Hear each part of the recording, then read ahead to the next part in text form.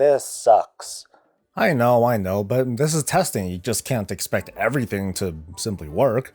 No, it's not that. I've been banned again. Again, what the hell happened the first time?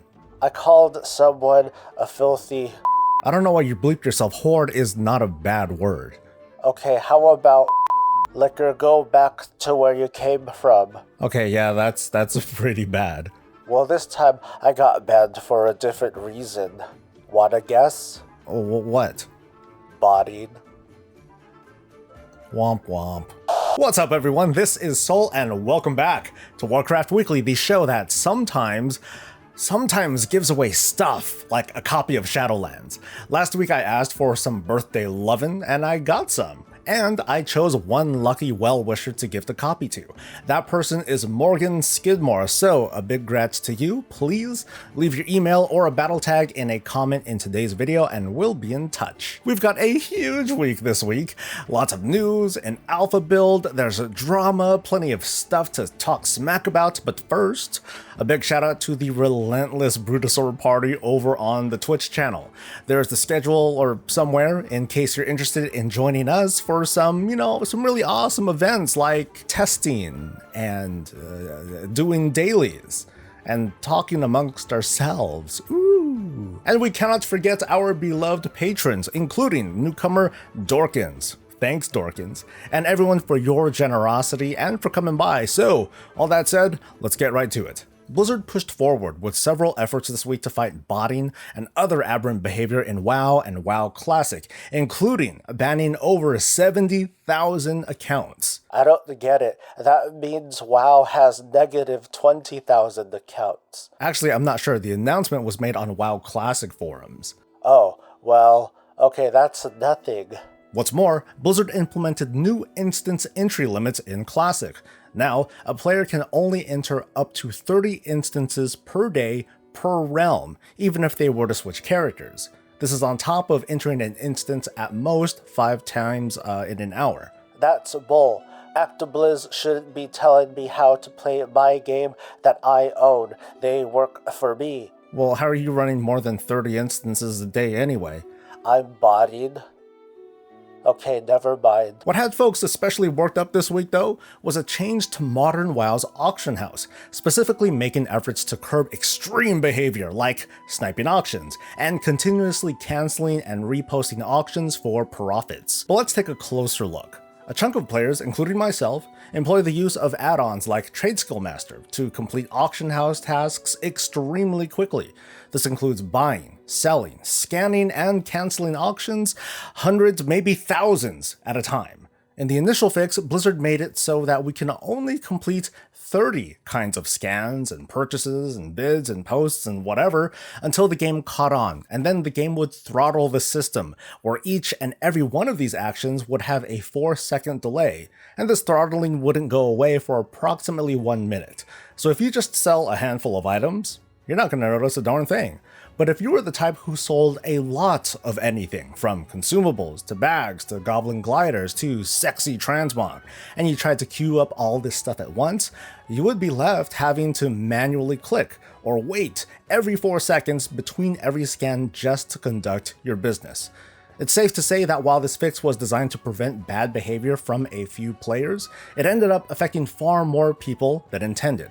So drama ensued. Twitter blew up and people complained, including me, but I'm allowed to break character every now and then. It's all in my shill contract. Long story short, many of WoW's well-known gold makers or auction house goblins marched off to war, providing feedback, input, insights, and making noise to show just how much Blizzard could potentially jack up the auction house for many, and not just a few. Blizzard's first try at this fix used the same nuance and precision as my lore speculation, if that means something, but to their credit, in the original response to the hotfix that caused this change, Blizzard said that the current tuning values are a starting point for this. We very much welcome feedback on auction house activities hitting the throttle.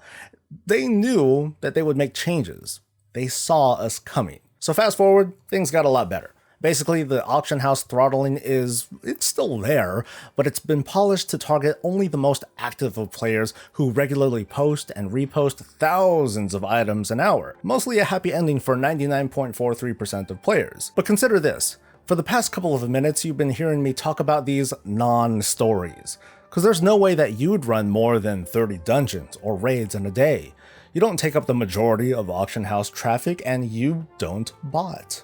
In that regard, Blizzard defines you as a normal player, part of the so-called majority who they want to leave alone whenever it's possible. But there's a low grumbling among other parts of the community, the mid-level to top gold makers, the high-performing players who have a different definition of what is normal. Personally, I was one of the people who was affected by the initial changes to the auction house before Blizzard made adjustments, and now I only see a minimum amount of this throttling. So I'm not a normal auction house poster. Thankfully, I'm normal enough. But in my opinion, Blizzard continues to challenge itself, maybe struggle with their definition of normal behavior while implementing features designed to curb this extreme behavior. The removal of Master Looter comes to mind as Blizzard's way of telling us how to play. The Mythic Plus Invitational is often cited when Blizzard makes a big change to how Mythic Plus for non-competitive players works. For a time, Arena PvP was the talking point regarding many abilities that were put on the global cooldown. To a lesser extent, there are torments in Torghast, although that's still alpha stuff and tuning is ongoing. Heck, going back to that whole 30 instance per day limit on WoW Classic, it's actually pretty easy to cap if you happen to be farming an instance to get gold, or if you want to farm that one rare drop. So as an example, if I have lots of free time today, why shouldn't I be able to binge on WoW doing whatever it is that I want? It's not like I do it all the time. That's a very fair point to make. Great job, Soul, way to be balanced. The point is that many players, notably the vocal ones, don't like to be told how to play their game. But there is a line to cross where we have to admit no human is going to play that much for an extended period of time. And it's the job of bot makers to either run with total impunity or to fly just under the radar while maximizing their destructive capabilities. So what does Blizzard do? That debate is ongoing, but I appreciate what they've been doing in the past couple of months. Listening, following up, and responding, and making Shadowlands. Oh, that's a good segue, so let's get right to the highlights of this week's build. Last week we got to dive into Maldraxxus, the second zone that we'll be visiting in our Shadowlands leveling experience, and the last of the 4 leveling zones needed for testing. I didn't expect a huge addition this week like the Maw to come in, but it's just a matter of time before we get that, and our level cap is raised to 60, and we can finally test out the endgame systems that have been flying under the radar, including Soulbinds, the mission table minigame, and whatever the heck this thing is.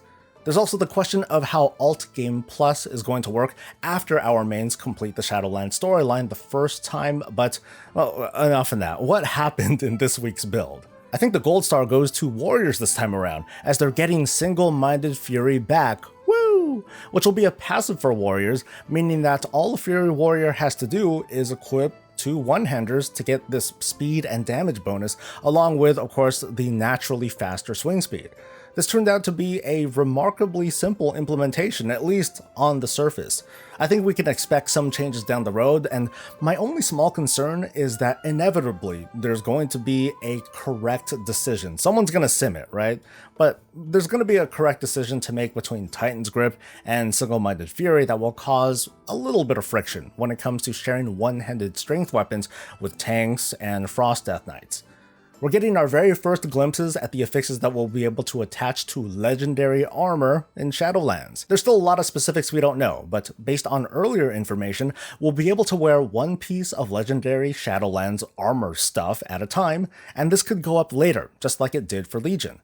We also know that you have a lot of control over what legendary piece you want to craft, as well as the kind of power that you can attach to it. Wowhead's got the skinny on this, and I'll have a link to that page below, but as of this build there are a total of 15 Death Knight legendary powers. We're just going to take a look at a handful right now. Super Strain makes it so that when you apply any disease, you apply all 3 diseases from each of the Death Knight specs. This originates from Torghast as an anima power. Reanimated Shambler gives you a chance to summon a super zombie that goes kaboosh and applies Festering Wound to up to 8 enemies. This came from the Unholy Death Knight's artifact weapon. Grip of the Everlasting lets you use 2 death grips within the span of 3 seconds. This was a PvP set bonus from Miss Pandaria. Now, I want you to think about this one for a second. The legendary power, okay, it gives you a free death grip. If you're in war mode, you can pick up Unholy Command, and hey, now you have 2 charges of death grip. And if you're a part of the Necrolord Covenant, you get Abomination Limb as your Covenant ability, which launches a random death grip every 2 seconds for 12 seconds. And then of course you have Gorfien's Grasp. Now, I get it, this is a Blood Death Knight, and I don't have a clue how effective Blood Death Knights are going to be in Arena PvP in Shadowlands, but I imagine they'll be really annoying. I'm super excited to see what else comes in for the other classes, but I'm hoping and praying that we have a bigger selection of legendary powers to choose from, simply because more is better and 15 is not enough. I mean, more is harder to balance, but it's still better. I already anticipate a few of the gripes, like being forced to run Torghast again and again to craft enough legendaries to meet our every single need.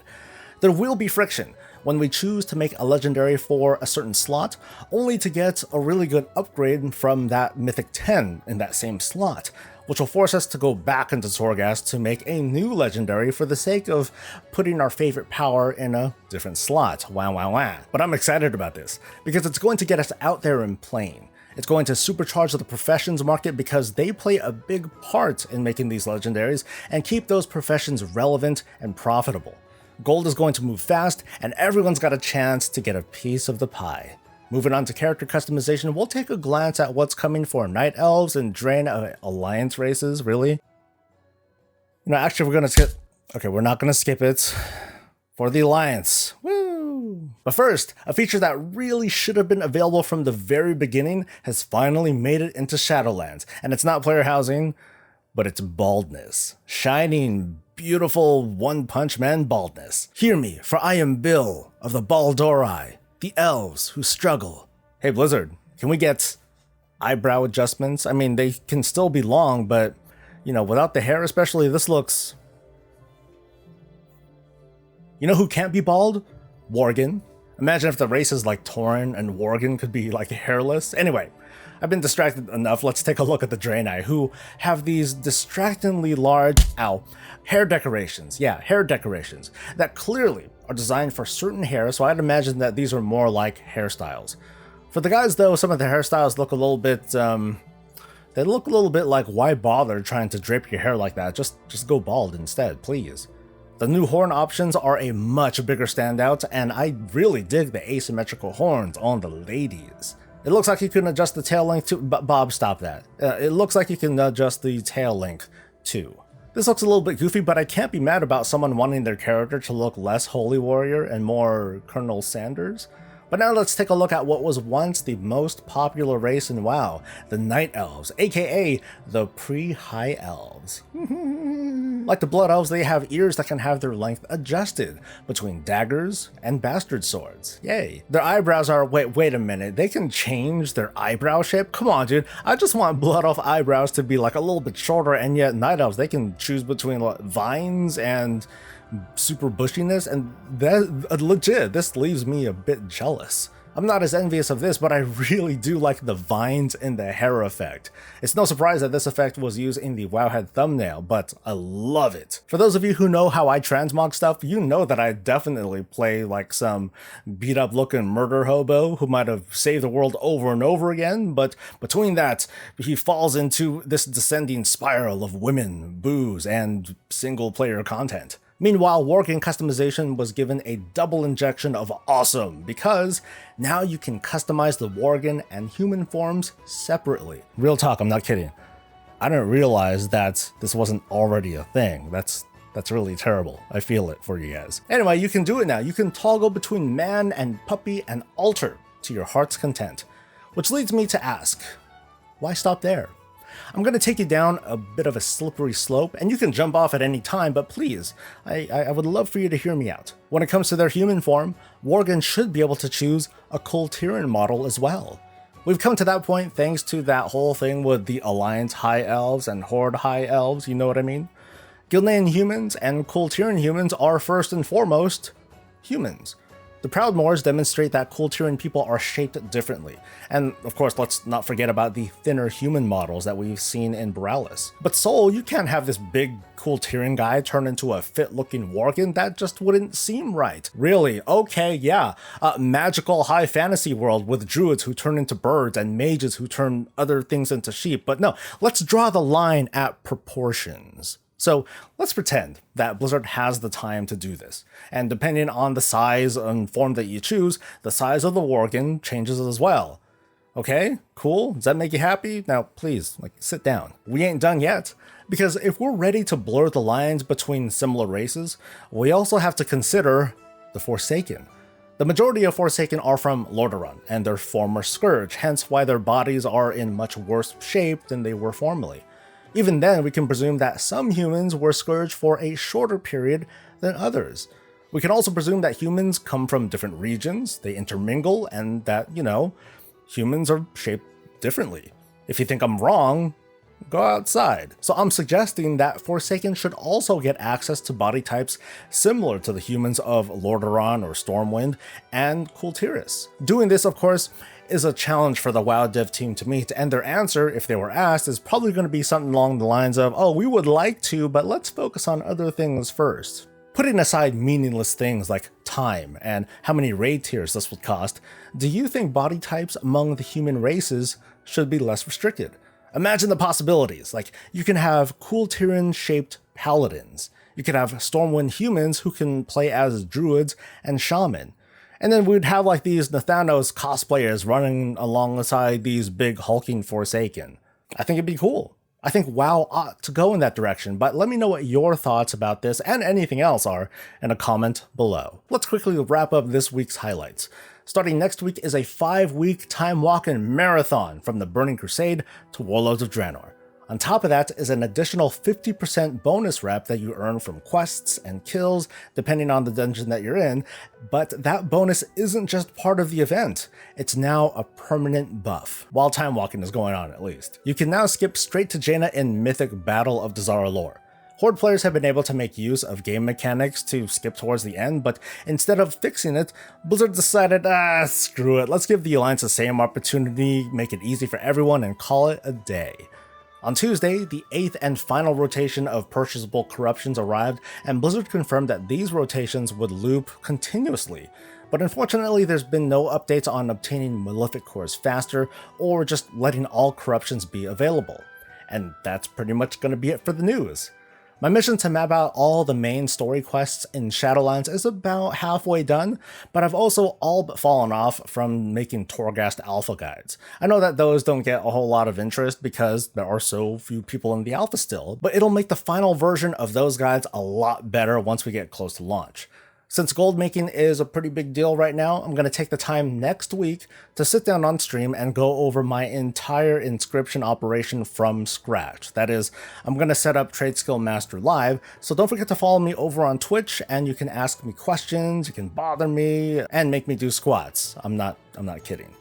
And I shouldn't have to remind you that we're in the middle of a lull, the deadish period between expansions. I'm going to find time next week to sit down and talk about what that means for a guildmaster and raid leader of my level, what I've done to help it survive over the past decade or so.